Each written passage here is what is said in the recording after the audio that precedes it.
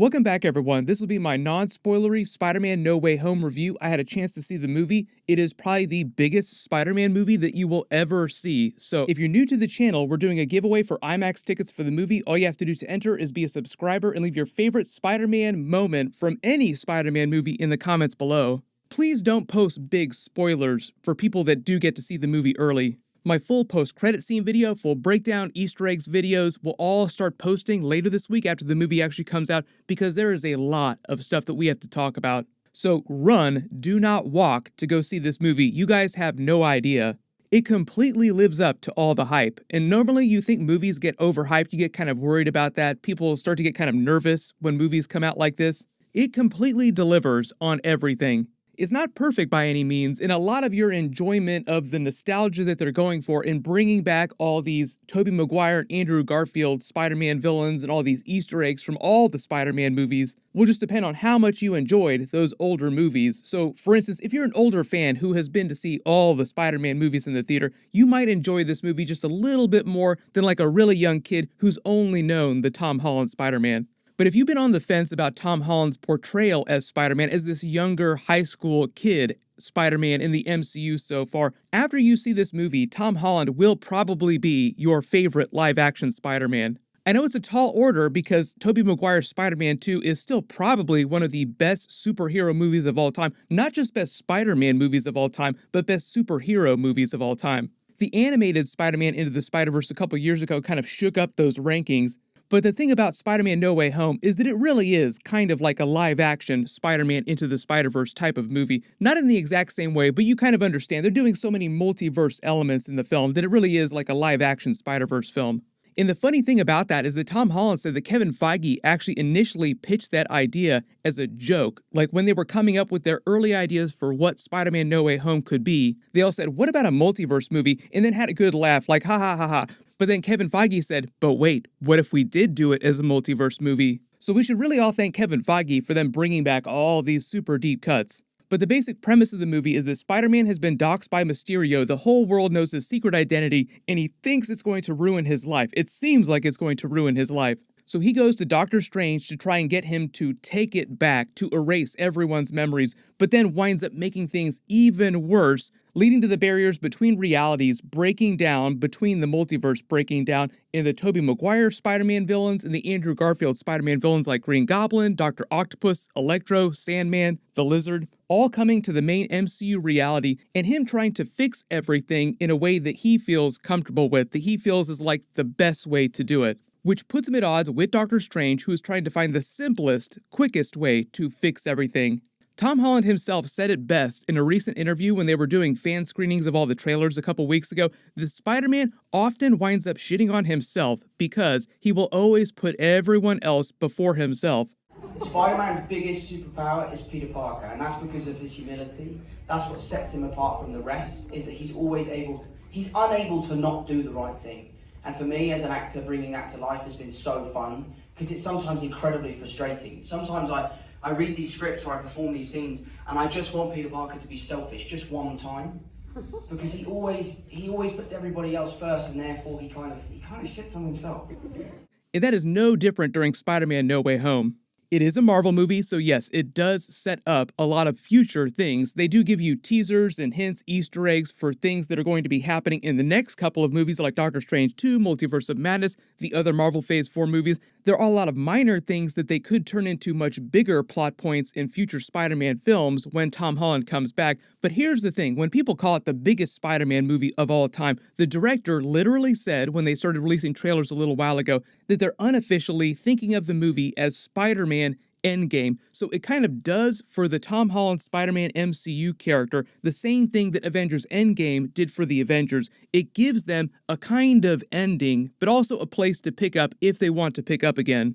Like, what happened to all the Avengers characters at the end of Avengers Endgame? They all kind of went their separate ways. We knew a couple of them would come back. We knew some of them were probably not going to come back anytime soon. Like, they really gave Iron Man and Captain America endings if those actors wanted it. But because it's science fiction, it's comic book movies, they could come back in ways if they wanted to. So the idea going into Spider-Man No Way Home is that they wanted the movie to feel like an ending of the Homecoming trilogy, like the end of the idea of a high school Spider-Man dealing with high school problems. That's why a little while ago when they were talking about this new Spider-Man trilogy that Tom Holland had supposedly signed on for, Amy Pascal was going on and on about more and more Spider-Man movies with Tom Holland. He said that if they did come back and do more movies, the vibe would be completely different, the tone, the story they would cover, the look and the feel of everything. So once you see the movie, you'll kind of understand, like Avengers Endgame, meant to be a definitive end for this chapter in the MCU. Spider-Man Endgame, Spider-Man No Way Home, meant to be a definitive end for this chapter of Spider-Man in the MCU.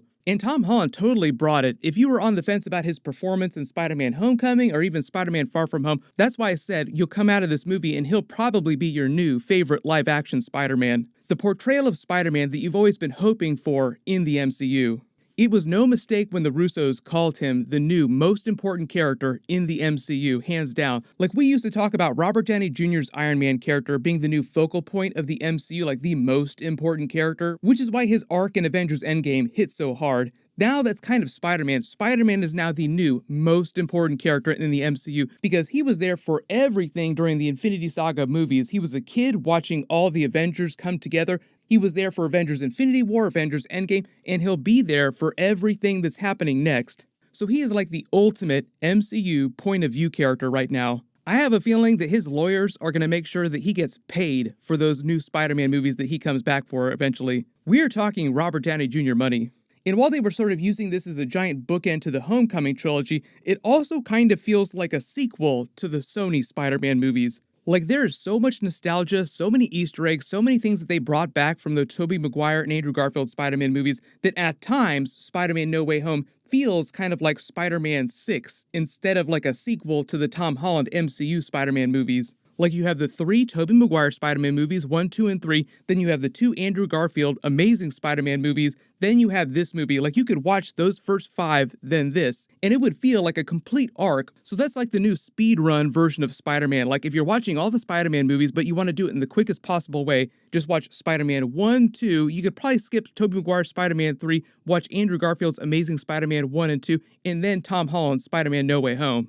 I myself was a big fan of all the nostalgia, all the Easter eggs, because I saw all those old Spider-Man movies, Tobey Maguire, Andrew Garfield movies in the theater, so it was fun to see them bring all these really cool things back. And it wasn't just the Sinister Six villain characters themselves. There were a lot of music Easter eggs, a lot of visual Easter eggs, auditory Easter eggs. The same way that the animated Spider-Man Into the Spider-Verse movie played 4-dimensional chess with the way they incorporated Easter eggs. Like, you could watch that movie 10 times and still find new Easter eggs baked into everything. The music was amazing. There was a leak, I think a week ago, so some of you may have heard some of the music tracks. Michael Giacchino went hard. He did not have to go this hard. It was amazing. Because the Tobey Maguire Spider-Man movies and Andrew Garfield Spider-Man movies are such a big part of this, obviously a lot of the music from their movies are baked into and remixed with the Tom Holland MCU movie music. So there's a lot of really cool remixed Spider-Man music tracks with Easter eggs for all the versions of Spider-Man. Talking about the villains, too, Green Goblin, definitely the main villain of the film, Willem Dafoe understood the assignment when he came back for this. He has so much fun in this movie. He is every bit the Green Goblin you remember him to be from that first Tobey Maguire Spider-Man movie.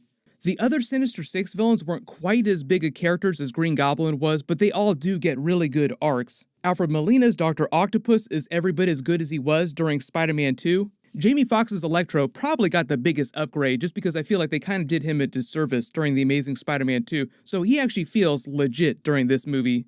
Sandman and Lizard were kind of lesser characters, but they still did get some good story during the film. But that's why you didn't see Thomas Hayden Church and Rhys Ifans doing a lot of press with the other 3 Sinister Six villains. And even though it is 5 villains, they are really going for Sinister Six vibes. There's so many other things that we could talk about, but I don't want to get into it till we're all talking about spoilers after the movie comes out later this week. I will say that if you have a really strong feeling about what's going on with this movie, you're at least partially right. There were still a lot of surprises, a lot of things that I did not expect. But it is definitely my favorite Marvel movie of the year, one of my favorite movies overall of the year, just in general, of any kind. And it is an awesome way to close down the year. So that is why I say run, do not walk to go see this movie. 1, to avoid any potential spoilers, because everybody on the planet is going to be talking about this in a couple days. But also because it's just a really good movie. Yes, there are multiple post-credit scenes. Do stay through the entire credits. You don't have a movie this big that you've been hyping up for so long without having a couple really, really huge post-credit scenes. Don't worry, I will do full videos for everything that's going on during those after the movie comes out on Thursday and Friday. What'll happen is I might do a full review video, like my spoiler review, on Thursday night, and then start doing my post-credit scene videos on Friday and my full breakdown videos over the weekend. But it'll take at least a week or two to get through all the big Spider-Man things that we need to talk about. But don't worry, I will be doing a ton of Spider-Man videos between now and the end of the year, just to cover everything. Once you do have a chance to see the movie, just post all your reactions in the comments below. My full Hawkeye Episode 5 video will post next, and then like I said, all my Spider-Man No Way Home full videos will start posting after that. Everyone click here for all my Spider-Man No Way Home videos and Easter eggs, and click here for my Hawkeye Episode 5 Yelena Belova trailer video. Thank you so much for watching, everyone stay safe, and I'll see you guys in the next one.